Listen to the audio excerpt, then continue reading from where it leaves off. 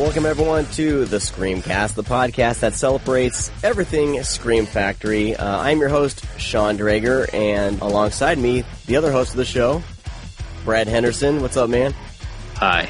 I don't have a radio voice. I'll let you take over. It's all good.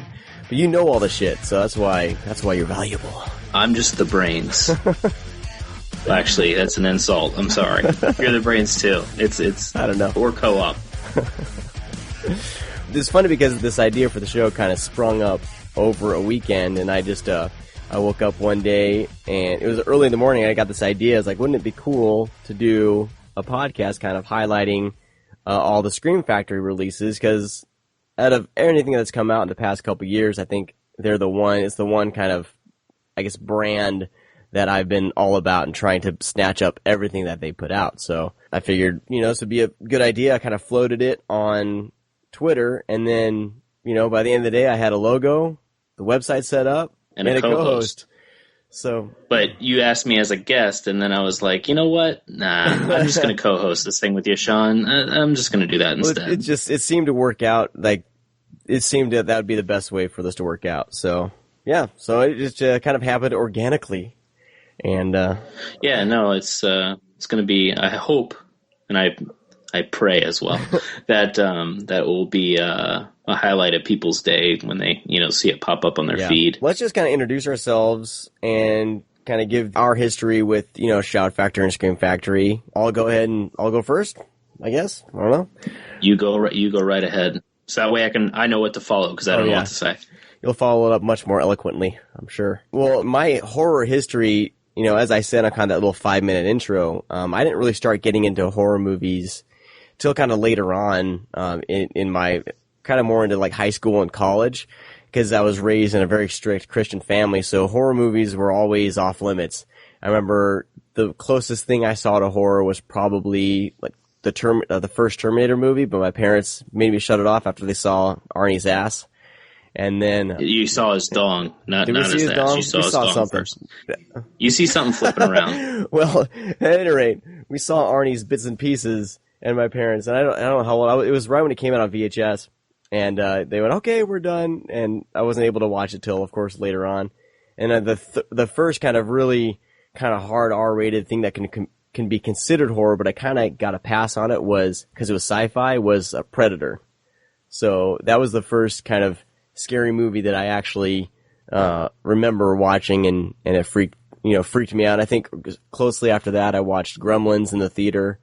I'm getting my timelines mixed up, but it was around that time in the mid 80s. I remember seeing Gremlins in the theater, and I made my parents take me to see that movie, and I was a little fraidy cat as a kid. And I remember being on the floor of the theater just crying my eyes out, and my parents made me sit through the whole movie since it was my idea. That serves you right. Yeah, I know, huh? The only memory I really have of Terminator is, of course, watching it and being blown away. But my mom kept rewinding the Arnie bits and pieces part. And that shows the differences in how we were raised. Oh yeah, completely. My mom's complete nut when it comes to this stuff. So then Predator, of course, freaked me out. And then as I got older, I remember I think it was either late junior high or high school, I saw Nightmare on Elm Street for the first time. And that had a huge effect on me. And then I started tracking down, more horror, and I kind of got addicted to it. And I remember I was always, based on Predator and Aliens, I was always would go more towards the sci-fi horror. And I remember the movie Deep Star 6, I really loved. It's a great movie. Around that age. So I kind of slowly blossomed into horror and high school and college. So I don't really have a memory of seeing a lot of these horror flicks, in the 80s, when they first came out. I remember going to like the back of the home video section when I'd be renting videos with my dad, because we would rent we'd be able to pick out 2 movies for the weekend. And I would always kind of end up at the horror section and just looking over all the box art. I remember seeing Evil Dead, the box art for that. I remember seeing like The Omen. The Unholy was the one that I remember, but I've never actually seen The Unholy, actually still. And Night of the Demons, and then Demons. I remember just looking at all those and just freaking myself out. and wasn't able to really catch up with those till later on. Finally, I think through college, I caught up on most of my horror movie watching. So I guess that's my brief history of horror. Well, this is going to. Well, I mean, that's the great thing is you slowly dabbled into it when you were getting older, right? And some of this stuff is new, which I mean, a lot of it's new for a lot of people, even horror fans. Which is great with Scream Factory because they're touching base with so many titles that, I mean, even hardcore horror fans that I know, they're like, hey, I've never seen that. So Brad, what's your history kind of with the horror genre? I imagine you were probably raised in a more liberal household than I was. So yeah, my parents were pretty easygoing. My dad wasn't really into movies too much. I mean, he would watch them. He was mostly into Westerns. So I have like a action Western background as well with my father, just watching anything that was on television. But my mother would actually seek out horror films, watching, Friday the 13th and, anything horror related. My mom would sit with me. We would watch it because I would kind of beg to watch it with her. And, she would put her hands over my eyes if, any nudity came up or anything like that. But as far as like language and gore, it was, it was fair game. She really didn't care. And then if I really liked the film, she would hook up 2 VCRs and, edit the bad parts out, like nudity. So that way, when I was little, I just had this mass collection of VHS tapes with like 2 or 3 movies on it that I could watch at any time by myself without, adult supervision, with just the nudity cut out.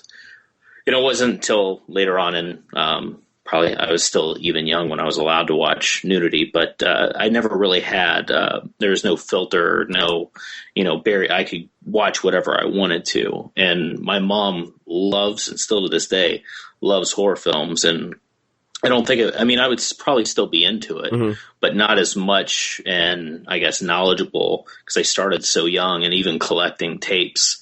When I was around 8, 9 years old, I started collecting, here or there. And just went on. It just took over. So yeah, it's pretty bad. So I blame my mother. Oh, but you're a well-adjusted young man.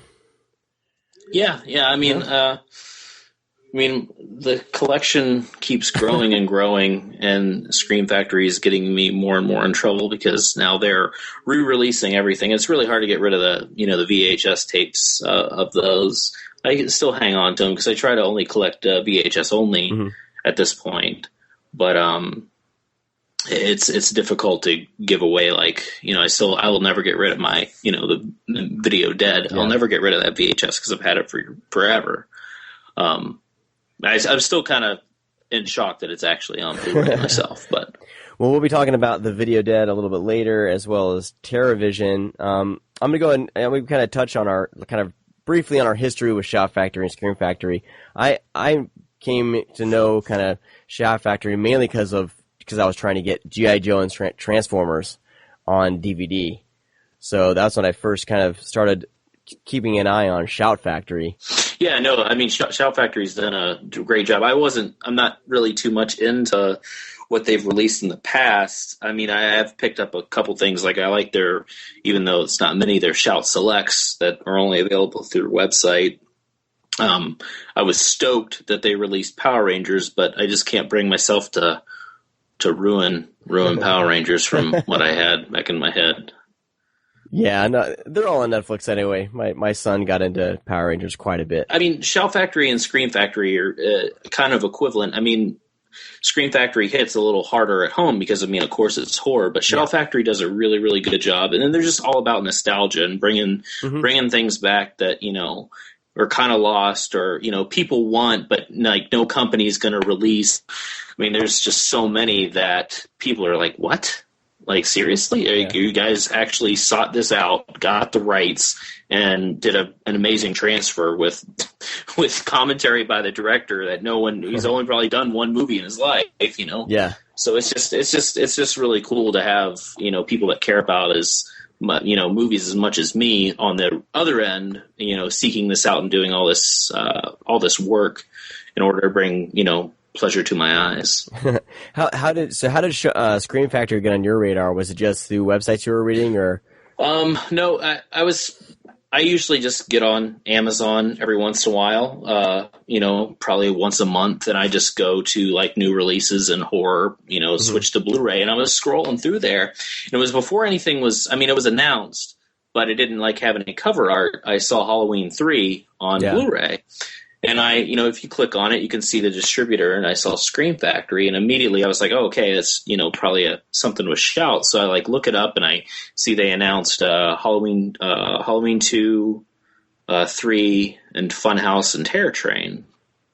And I was like, oh, that's awesome. Even though Halloween 2 is on Blu-ray already, the whole focus was Halloween 3, because I was like, man, that's awesome, because obviously it's just on DVD. And, I'm going to have it on Blu-ray. That'd be nice to look on the shelf. So I just thought it was just another company just releasing, just horror films. And I was like, okay, that's cool. There's plenty like that. But we're going to go back to the Video Dead. The next little wave, they announced TerrorVision and Video Dead. And I'm like, holy crap.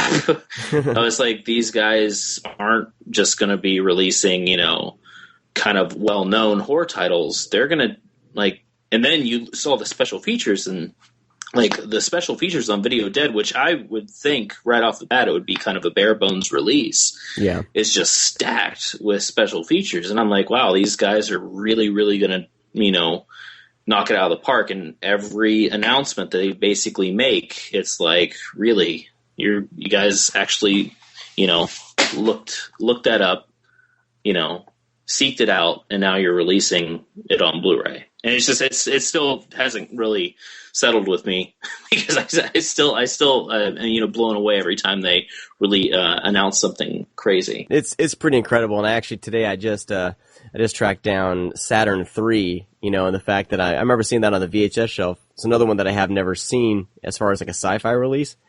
So I grabbed that today, and I'm really pumped to finally watch that sucker in HD. And that's the thing with me, like a lot of these movies I didn't see back in the 80s, so I'm seeing for the first time, in HD. And for me as a horror fan and a fan of, kind of stuff that's under the radar, has been under the radar, it's kind of a treat for me to be discovering these for the first time, in such great quality, And I think really that's one of Scream Factory's goals, is to bring these films that are kind of, buried in a way. Because there's plenty that they've released that I've only seen VHS, that they've skipped DVD. Of course, some of them have the combo pack with DVD, but prior to that, no DVD release, VHS only, and it's scarce.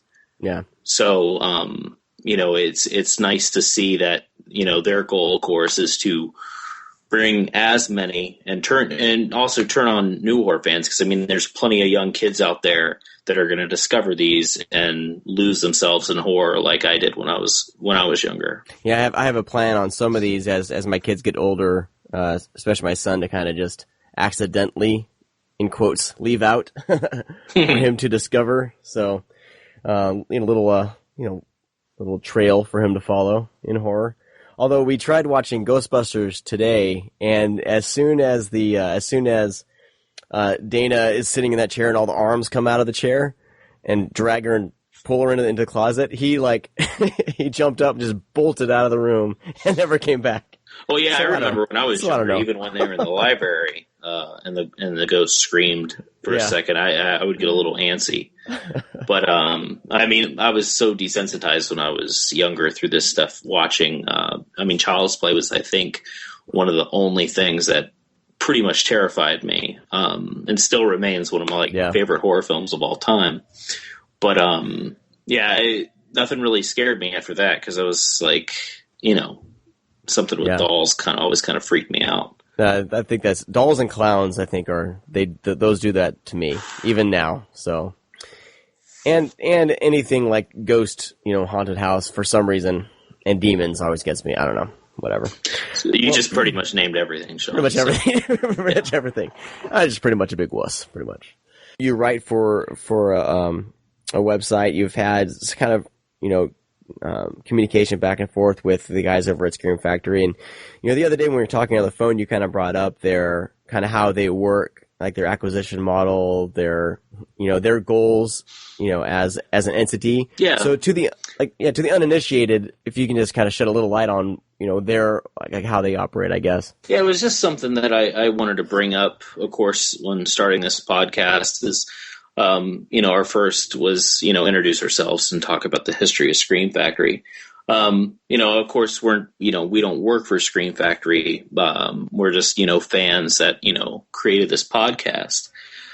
But I see a lot of, through Twitter and Facebook, there's a lot of complaints with pricing and, just things like that. And I don't think people are really aware of what goes into actually releasing a film. Because it seems like, they talk about the price. And yeah, the prices are high on certain releases, but there's a reason behind that. And, if you, for example, The Fog is, comes out like $25 and some cents. And then you have like Dark Angel, I Come in Peace, that's like $12. Well, the thing is that The Fog would cost obviously more for them to, license out. And you got to think of the artwork that they put into the cover, of course, just manufacturing and, producing, and all these special features that they do. They're just not picking up, the archives from MGM and pulling over commentaries and the behind the scenes footage. They're producing their own footage, their interviews as well.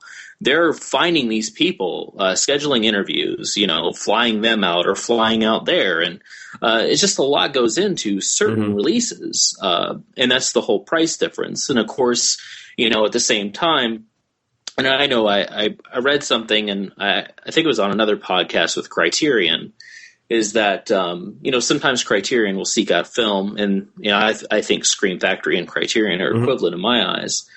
But, when they purchase, when they go for a film, I won't say purchase, but when they go out to license a film, sometimes the company will say, well, if you grab this one, can you do these two? And sometimes they'll get a deal with a pack. And I'm sure that's what happens with Scream Factory as well, because they obviously work very close with MGM. And, because that's, I think half of their releases are MGM. But if you also see the price difference, so many things could factor in. And like I said, I'm not 100% sure. But obviously some films are going to be cheaper than others. And they're not trying to steal your money. If they could, release every film for $10, I'm sure that they would. But if you keep wanting, every couple, weeks have like, now they're releasing Slumber Party Massacre and, of course, Darkman. If you want those releases to keep on, then you need to, suck it up, fork over the dough, and trust me, you're going to get top quality. And they're not giving away, a shitty product at all. Because, I remember when DVDs came out a couple years later, you would just have these wave of like VHS like transfers on discs. They're not doing that. Obviously, if you watched any Scream Factory release, it's always top notch. And plus, obviously, it's, you don't have anything really to compare it to, but if you know anything about Blu-ray, you own a Blu-ray player, you can obviously see some of the best work that I've seen in Blu-ray releases of any old film or new film. It's just, it's incredible. And it gets really redundant saying that, but it really is. Every time something comes out, I watch it, say the same thing. It's like, man, Scream Factory outdid themselves. Just like, we kind of compare them to Criterion, and I think that's, for a horror, for the horror genre, of course, like, I think that's a very fair comparison, because I feel like they care about the product that they're putting out. Like, every single one, it's going to look nice on your shelf. It seems like they handpick a few to do the collector's editions with the slipcover, and then the reversible with the new key art. and then of course, the original poster art on the inside, which I always flip to the original, poster art on these. Yes, as soon as I open mine, it's immediately what I do. I mean, I love the fact that they are doing their own cover art. And I think it looks great. But I always flip it. Aside from body bags, they didn't do with body bags, and I was a little upset. But it's fine. Carpenter's face is on the front, so I'm good. I know that they're really busy this year. I feel like they doubled their production this year with the amount of titles they're putting out. So those guys are just, they're all over the place. And I wanted to, hopefully this year we have a time to sit down and talk to someone from Scream Factory about a little more, what they do in their business model. So we will keep you guys informed when that happens. And that's a goal for mine this year. Oh yeah, we have, we're not going to announce any interviews, of course, but we can promise you that the interviews that we are trying to set up and people that have agreed to it, it's going to be a lot of fun because, I mean, we're not just going to, interview bloggers, I guess you could say, or our friends. We're going to get, we're trying to get a lot of, I still consider them stars. People will say you would be stars, but that's not the case because these people are still stars in my eyes. Yeah. They might have been in 2 movies growing up and then never acted again, but trust me, they're just equivalent as, I would hate to say Tom Cruise because I really don't care for Tom Cruise, but you get my drift. Take Cruise's teeth will knock it down a little bit. Right? Tom Cruise's teeth. I don't know what that means, Sean, but okay. They take part of Tom Cruise. I don't know. Sometimes I just say stuff and it just, just roll with it. I don't know. Maybe we can cut that out. Screw you. I'm leaving it in just to spite you. No, we can have just a segment on Tom Cruise's teeth if you'd like. No. So what we want to do for the show, of course, we definitely want to have a lot of interviews with directors and stars.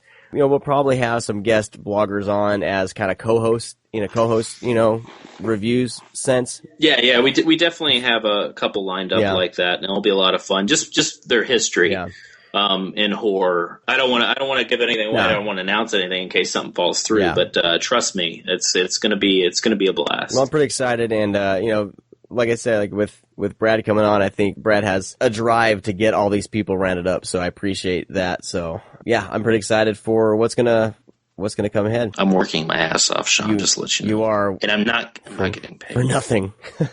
For the love of it, not getting paid. For the love of it, it's for the and it's exactly what it is. Yeah. Like I said, we're not affiliated with Scream Factory, so we're not getting paid for this. We're doing this all ourselves. And, just lovers for film and Scream Factory in general. So my goal is to try to hit every single Blu-ray release that they've released. So we'll be going through their back catalog. And then, so that's the goal, just to try to have a show that features everything that they've released, what we think about it, and it's pretty much the model for the show, and with interviews and guests. So yeah, and we also want to focus on a lot of, because I know Scream Factory takes the time on certain releases in it, and I know that they don't do incredibly well. Mm-hmm. Because obviously stuff like The Fog and The Burning is just gonna, they're gonna burn right through them, and then you have like movies like Eve of Destruction that I personally I love it. I think it's goofy fun, but obviously that movie's not going to sell, and that's one of the examples of maybe Scream Factory didn't seek that one out personally. Mm-hmm. If they did, it's amazing, and I'm glad they did. Other than that, I mean, it could have came in one of those, like I said, packs. They do that quite frequently in distribution. But still, there's Eve of Destruction on Blu-ray, if you guys don't know that. Eve of Destruction is on Blu-ray, along with Ninja 3. Yeah. So, I really like to focus on some of those, because, I mean, if you're tuning in, and we're not going to talk about The Burning for an hour, because that's insane. Because if you're listening to this podcast, you obviously know horror films already. And if you don't know The Burning, I highly suggest you seek it out. But, it's just one of those things Sean and I agreed that we didn't want to put too much focus on some of the bigger ones. Yeah. A lot of the smaller ones that didn't probably sell all that well, and a lot that maybe people don't know, because obviously these things really aren't in too many stores.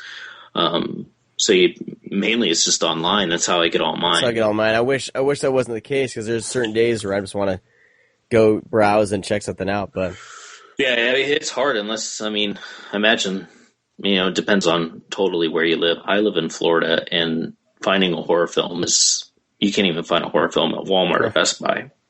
So wow, it kind of sucks. I forgot to mention at the beginning of the show, I'm going to try to be having a musical break every show. Also, I get quite a bit of pre-release downloads and stuff from a few music PR people that have been sending me stuff since college. So I did college radio. So I have a contact with a dude who's been sending me a lot of metal stuff. So if you're a fan of metal and punk, I'll be featuring a lot of that as we transition the show. So our first musical guest for the ScreamCast podcast is a band called Eskimo Callboy. They're from Germany, and I would have rather maybe Eskimo Call Girl sounds a little bit, I'm not sure. I don't know what they're trying to go for. But it depends on what you like, Sean. I guess. Don't judge. So they're a German band, and they describe themselves as danceable porn metal with a pinch of psychedelic glam rock. This is their title track off of their album that just released in January. The song is called We Are the Mess. You're listening to the ScreamCast.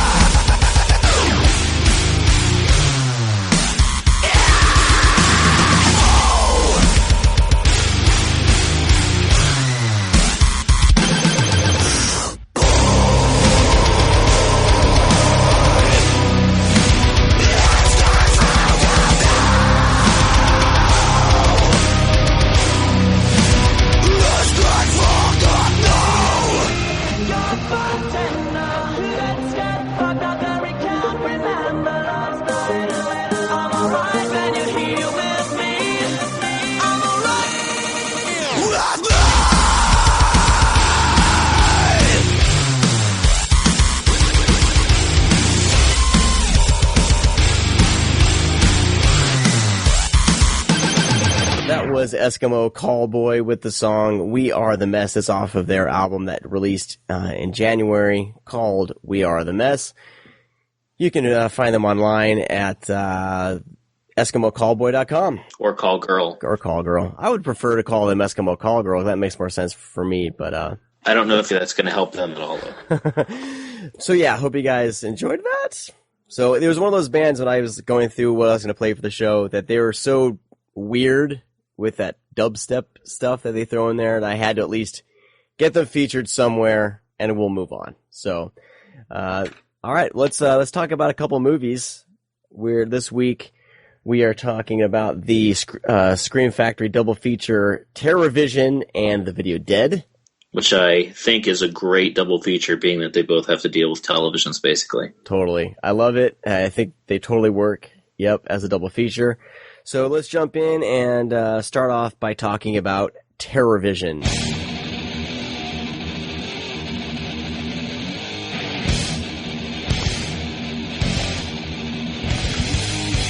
Hey, little dude. You into metal? Kiss the boot, man. Kiss the ass, bozo. Mom, can we use the jacuzzi tonight? Not tonight, baby. Your father and I might be swinging. So tell me, Raquel, is Stanley a manly man? Oh, God, yes. A real stallion. No, what I mean is, does Stanley take it like a man? Hey, you guys remember that movie? You know, the one about the little space guy. Made you cry like a butthole? Kind of like that Japanese thing, whatchamacallit? Where the Martians steal all the Earth women and knock them up. To repopulate Mars. Oh, that sounds kinky. Is that hardcore? Fantastic idea for a movie. Martians diddling the women of the universe. Yeah, you got it, Spiro. Intergalactic swingers. Did you see that? He looked right at my studs and cooled out. This dude's into metal!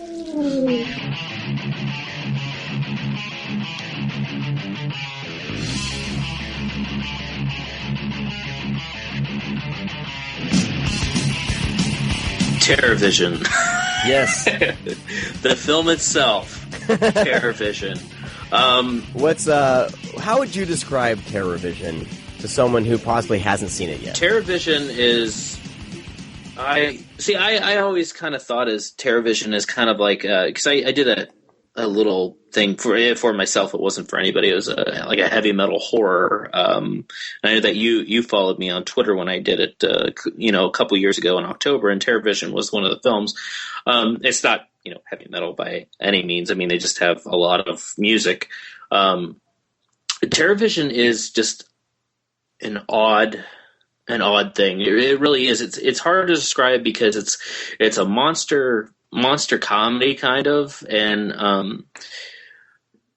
I don't know, man. It's just a hard. It really is. It's a hard film to describe. It's just a lot. It's a ton of fun, is what it is, and you just got performances by, of course, like Diane Franklin, which is just such a doll face. You'll remember her for Last American Virgin and stuff like that. And was it Better Off Dead? Yeah, Better Off Dead. Yes. Was the other film she was. So you'll recognize her. Of course, Mary Warnoff is in it, which is one of those horror film actresses that just nails it every time. She's great. But yeah, it's just aliens, monsters, and just a weird family encounters, all that. Because I mean, by far the family is the highlight, which are the Puttermans. Yeah, the Puttermans.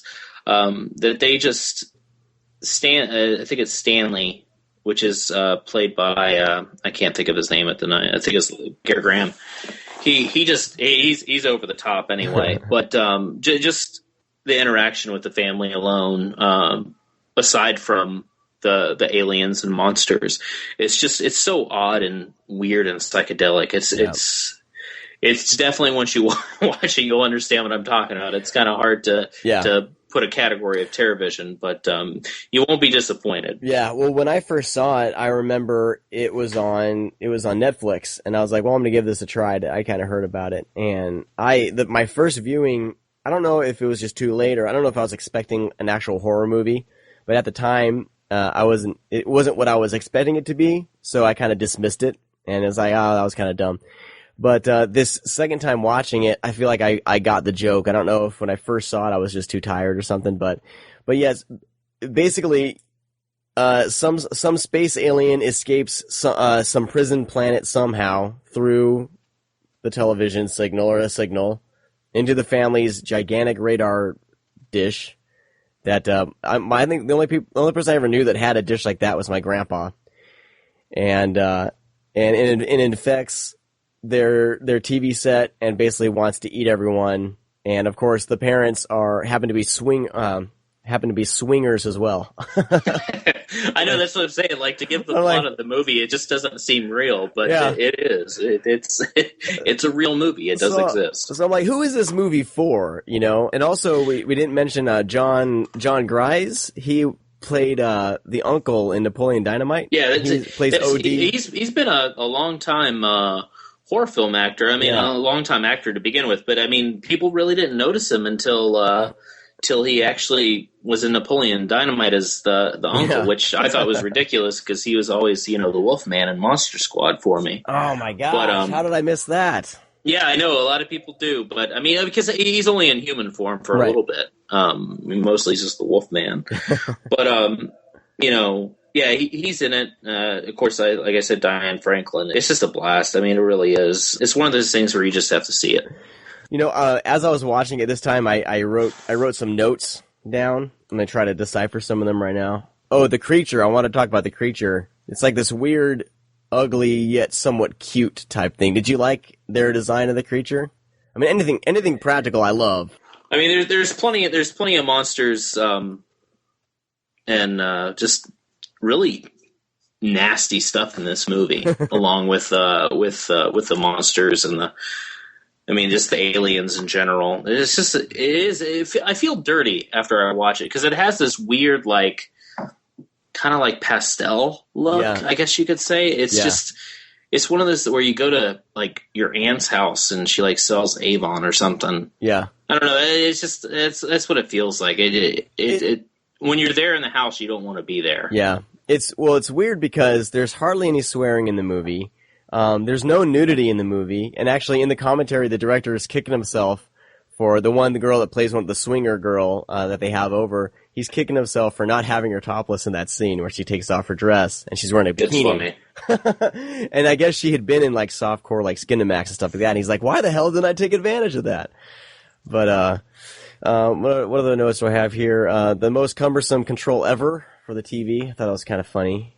There's an ET reference that's pretty hilarious in the movie. I must have missed that. I don't remember that. That's great. And then Medusa and her pillows. That's one of the notes I have on here. Oh yeah, the Medusa. Yeah, I forgot about that. Yeah, she's So she plays like the Elvira type. Yeah, she's got her boobs really perked up. I remember that now. Gosh. Now, see, you mentioned something like that. Now it's all coming back to me, Sean. Yeah, now I know the triggers. Yeah, that's how I remember movies. Yep. So it's funny because in the commentary also, and I just watched the commentary the other day, they also noticed, and they're just like, "Oh my god!" And someone said like, "Yeah, those were real. That's back in the '80s when they were real."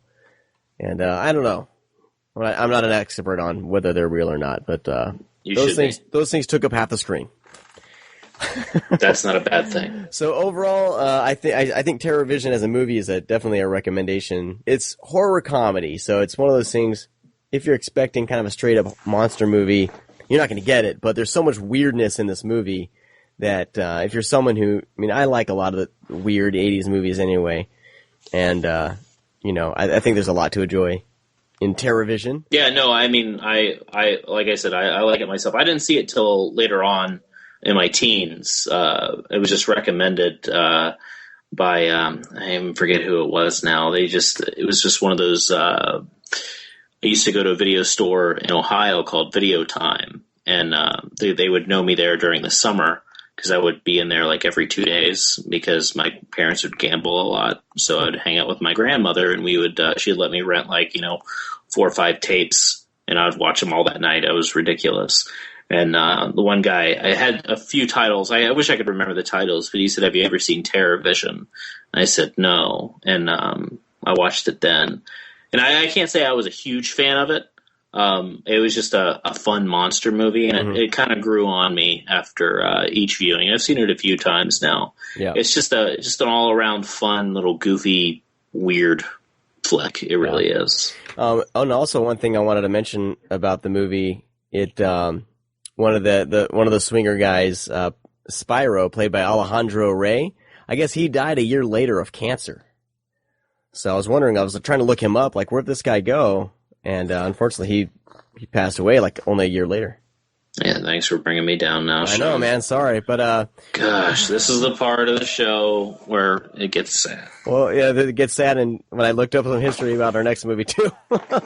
Oh yeah, because in the Video Dead, the girl that plays the seducing type, she died shortly after it, right? She died like shortly before they were recording the commentary. So it was recently. Oh, it was recently. Yeah, okay, I thought it was kind of after. Yeah, but back to Alejandro Rey, he was known for The Flying Nun.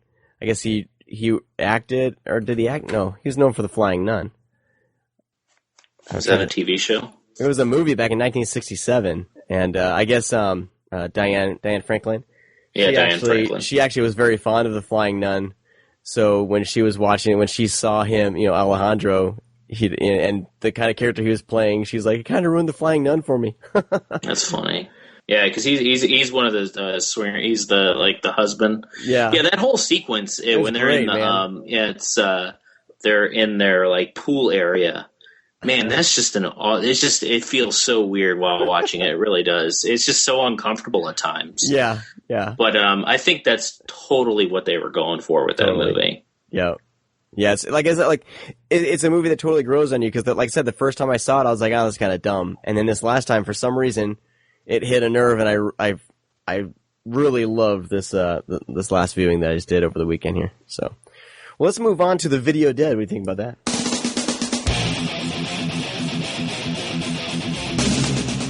Why don't you calm down? He can't have gotten far. You don't understand. He likes to chase skunks in the woods, and when he finds them, he tries to mate with them. Only skunks don't like to mate with poodles, so they spray him, and then he really gets turned on.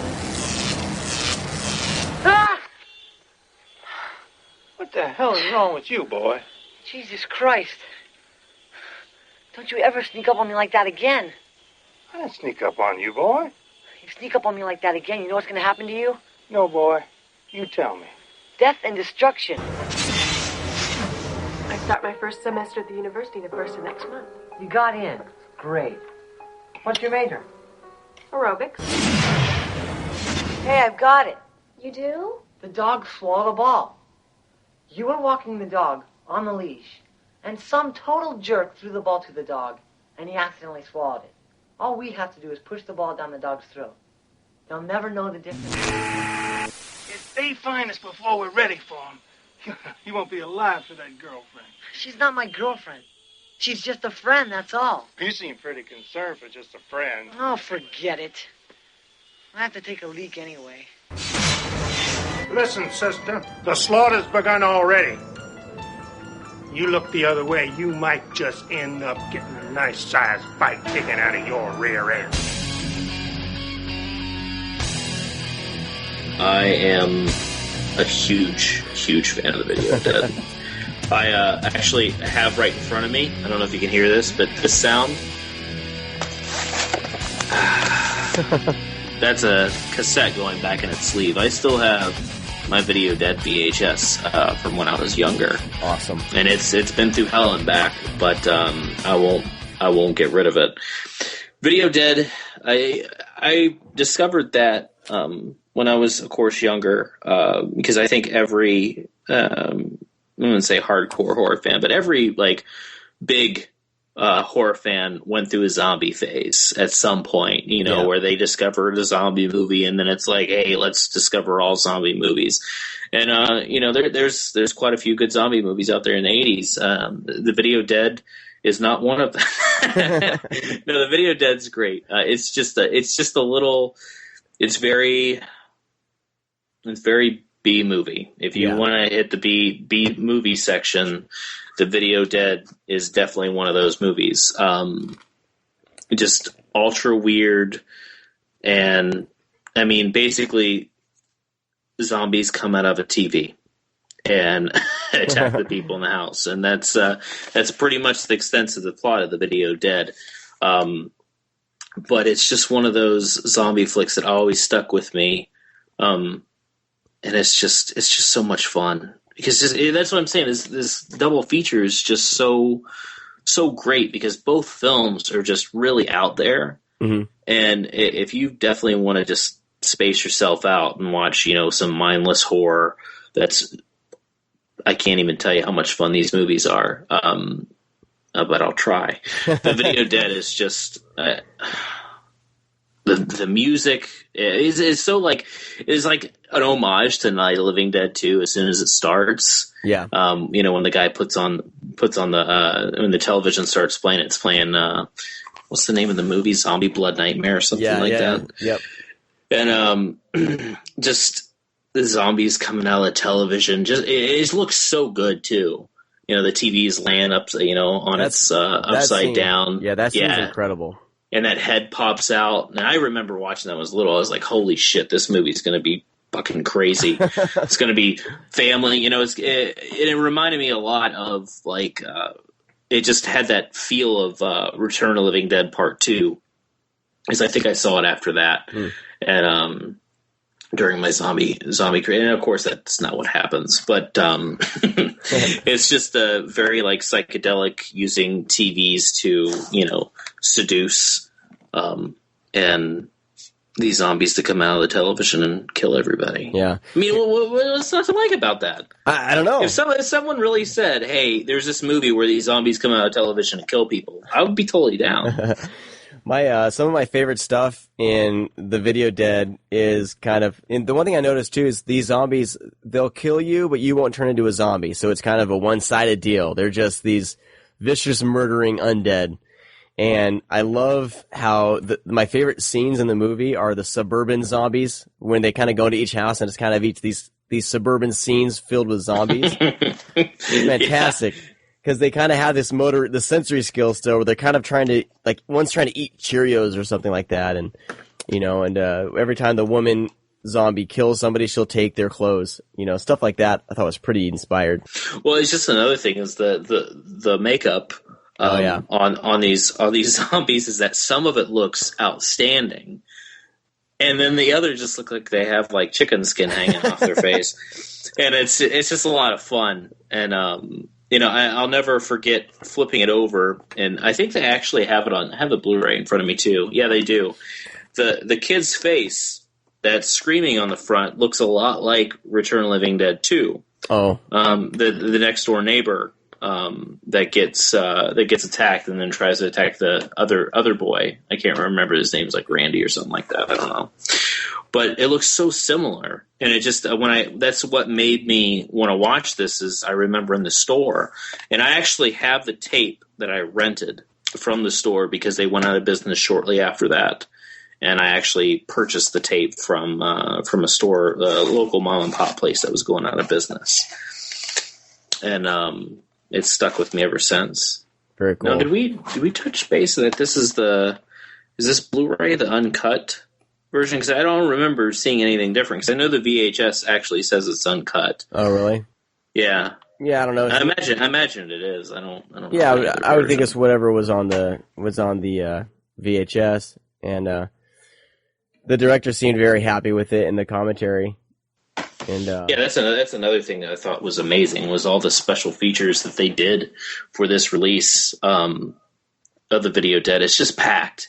Yeah. It really is. And it like I said before, it just seems like it'd be a movie that would be a bare bones release because it's the Video Dead. But yeah, they stacked it on this one. I mean, it's not like a ton of stuff, but I mean, just the audio commentary alone with everybody that pretty much worked on the movie, aside from probably the zombies, it's just awesome that Scream Factory could put together something like that. One thing I found interesting on the commentary, there's two of them. It's one with the director, Robert Scott, editor, Bob Sarles, and then special makeup effects creator, Dale Hall. It's moderated by Chris McGibbon, and I guess he has a podcast as well, or a radio show or something like that. He's a huge fan of the Video Dead as well, so he kind of moderates the conversation. So that first commentary is a bit kind of dry. It's like he's trying to get these guys to come out of their shells, Seems like they're not really used to doing commentaries, Yeah, I mean it's a little wonky in the beginning. But the information they end up starting to give, it's really interesting. But once you dive into the commentary with the stars, Roxana, Augustin, and then the Rocky Duvall who played the kid, who, I'm sorry, but he's not there's a reason why 16-year-olds don't play 16-year-olds, okay? They're in that weird, awkward stage.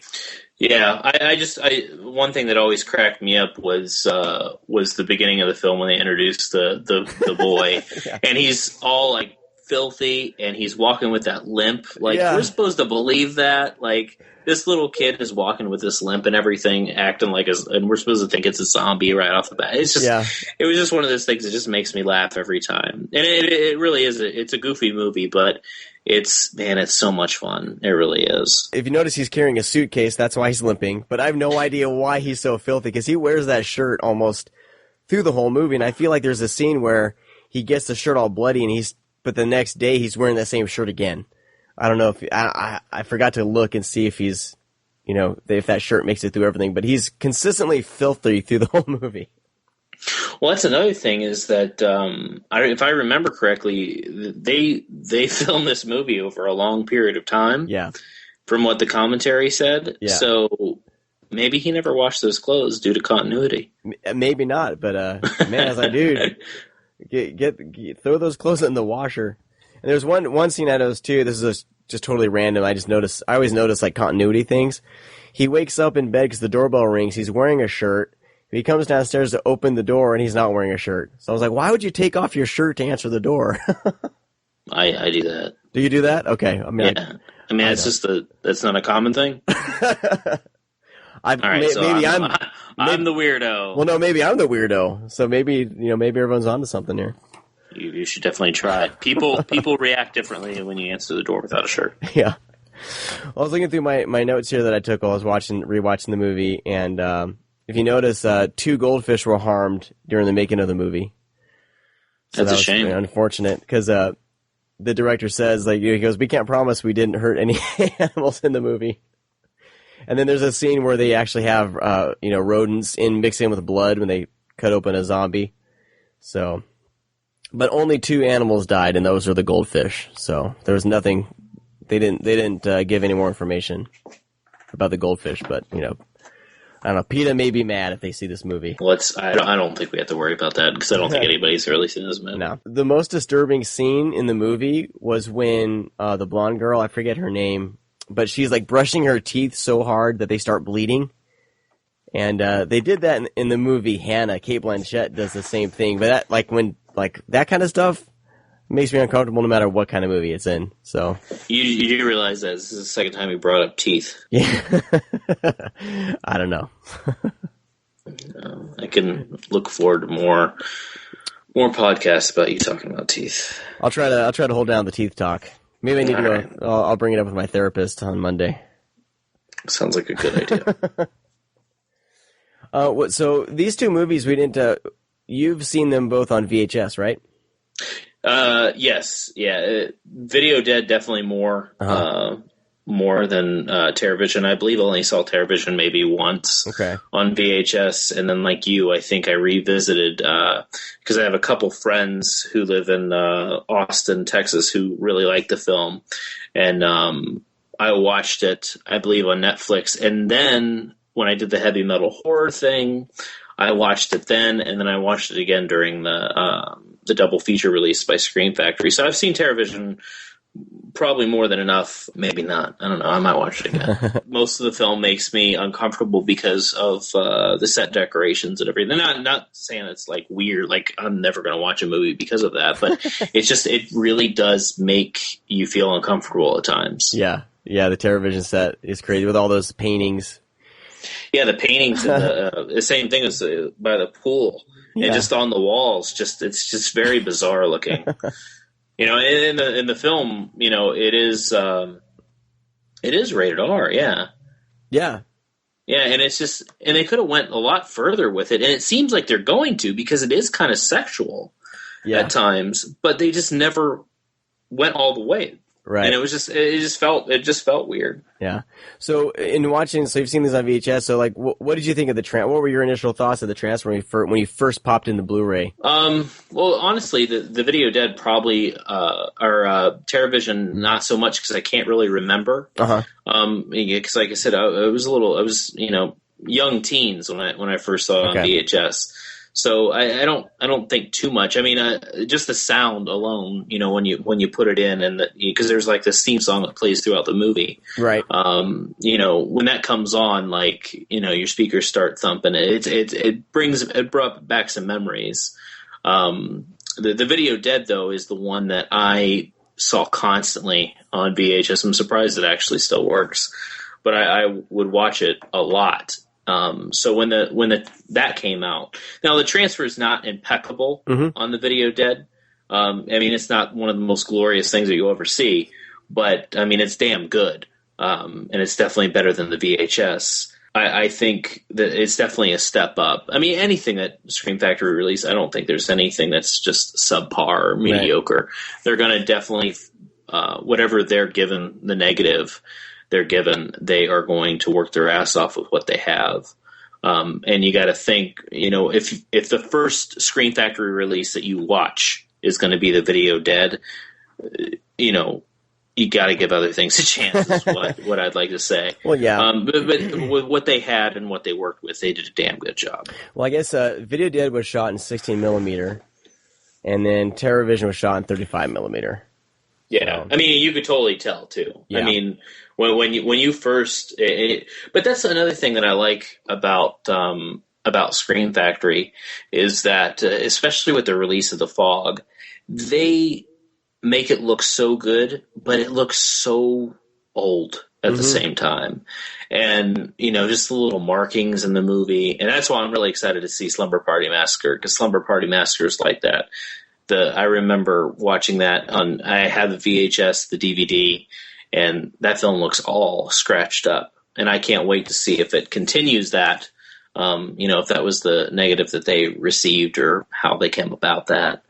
But I just love how dirty the films look sometimes. I know that some people are like, what do you mean dirty? But any fans know that, how a film looks, the graininess, I guess I should say, instead of dirty. But, like just the grain, and when the Video Dead starts and you just see like little fuzzies around, it just part of me was like, oh man, this is going to be fucking great. Yeah. And it was. I mean, it is. Transfers are great on both of these. It looks like they want to keep with the film stock quality. Yeah, of course. And have it be the best quality you can get. But they're not.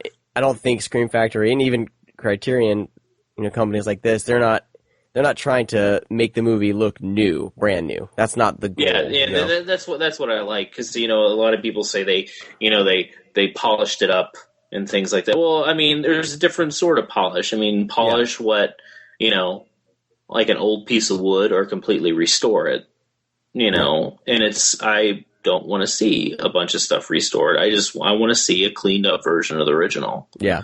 And that's exactly what they do. And that's why I'm thankful for something like this company, especially releasing titles like, Video Dead, Ninja 3, Eve of Destruction, and other things that, especially Night of the Comet was a big one for me too. Because that was a childhood, still is. I'm obsessed with Night of the Comet. But just those films look, they're just incredible. They're just incredible, and you'll hear that probably 1,000 more times if you continue to listen to this podcast. That these transfers are incredible. They're pretty great, and so I would definitely recommend this release. I mean, I would say it's one of those things when you have some money and you want to spend it. I kind of have like a top tier list of movies from them that I want to buy that I pretty much just pre-order right away, and then I would say this would be like maybe second tier. If you're kind of doing the same thing that I'm doing, but it's definitely worth buying, and I think. The reason why I got this combo pack was because I saw that they actually took the time to do special features on it. That was a big selling point, I think. Yeah. So if it was just a double feature, bare bones, I'd still probably want to get it. But the fact that I added it, I think I pre-ordered this one. right away because I was like, oh man, they actually are doing this double feature right. There's some stuff on here, and I think it was like what, $18 or something like that. Yeah, I think this one normally runs about $20, which I mean, basically you got to break it down as you're paying $10 for a Blu-ray. Yeah. Of some. I would still consider these films TerrorVision not as much as Video Dead, but both rare flicks. Yeah. That a lot of people haven't seen. Yep. And neither of these things, aside from Screen Factory's DVD combo with the Blu-ray, neither of these films have made an appearance on a DVD release, unless it was maybe like a horror collection or something. I know the Video Dead, there was kind of a DVD release floating out there, but it was a bootleg, kind of like VHS transfer. Yeah. So anything, when you hear me say that, when I say it hasn't made it on DVD, I'm talking about like a legitimate DVD release. Right. Because there are countless bootlegs out there. So, we're not going to be discussing those because watching the VHS is way better than popping in some DVD-R bull crap that's just, obviously a transfer of VHS. That doesn't count. Yeah. TerrorVision might have been on a horror collection at some point, I want to say, but I honestly don't remember it. So yeah, I don't think it was. And actually, when listening to the commentary, they were actually watching a bootleg copy to record the commentary. And then actually near the end of it, the audio starts going out of sync at the end. They actually make a comment on that. So they didn't even have, a DVD to watch doing the commentary for Scream Factory. They had to watch a bootleg. The director. Yeah, no. I mean, I'm pretty sure that both of these films is the first time. I know they're DVD combo, but it's just one of those things that skip right VHS to Blu-ray. Yeah. Nice. There was no previous DVD release, and I love when that happens because Scream Factory has done that a few times. Yeah. Well, Brad, I think that's going to do it for our first official episode of You don't want to talk about teeth anymore? I'm done talking about teeth. I think I'll make a note not to discuss anything related to dental hygiene on the next episode. In fact, I may not even brush my teeth. What do you think? There you go. I think we're not going to record these like in a row, so you might want to brush your teeth. I'm just saying. Okay, all right. Unless we plan on doing the next one like right now, but I think you need to fix that. Yeah, I need to regroup. But that's going to do it for this first episode. Brad, where can people find you on the internet? You can find me at Twitter handle Brad F. Henderson if you want to, cuss me out saying that, I don't have a good radio voice or maybe I don't know my shit. You can. It's fine. But I mean, we definitely want comments. Like I said, give us a break on this first one because, I mean, obviously we're just kind of, getting our bearings straight.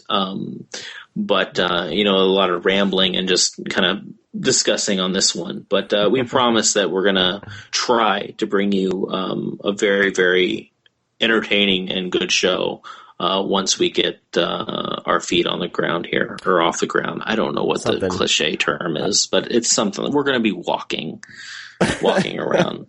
We'll do something. But anyways, yeah, we're going to do something. Well, I'm excited. Once we start really getting these interviews, I'm really excited for the interviews that we're trying to line up. So definitely keep that in the back of your mind, dear listener. But yeah, you can follow the show on Twitter. It's Scream_cast. Trying to keep in with Scream Factory. They're Scream_factory. I don't know. So follow us there on Twitter. You can follow me. I am Sean C. Duregger on Twitter. Go to spell that last name for everybody. I'm not gonna spell it. It's in the show notes. It's in the show notes. It's on your podcast feed or whatever, on your listener thingy. But you can go to the ScreamCast.com and all the relevant information will be there as well. So even our Facebook page, yay! And then be our Twitter friends and all that good stuff. We need to discuss our next week's or next time. We're try to do these every 2 weeks, and we haven't decided what we're going to be covering next. I think we should keep it a surprise. I think so, but keep an eye out on the Twitters for hints regarding that. But that's going to do it for this first show. So I'm Sean Duregger. I'm Brad Henderson. And we're signing off. We'll talk to you guys next time. Bye. Oh, don't tell me you're leaving. The party's just begun.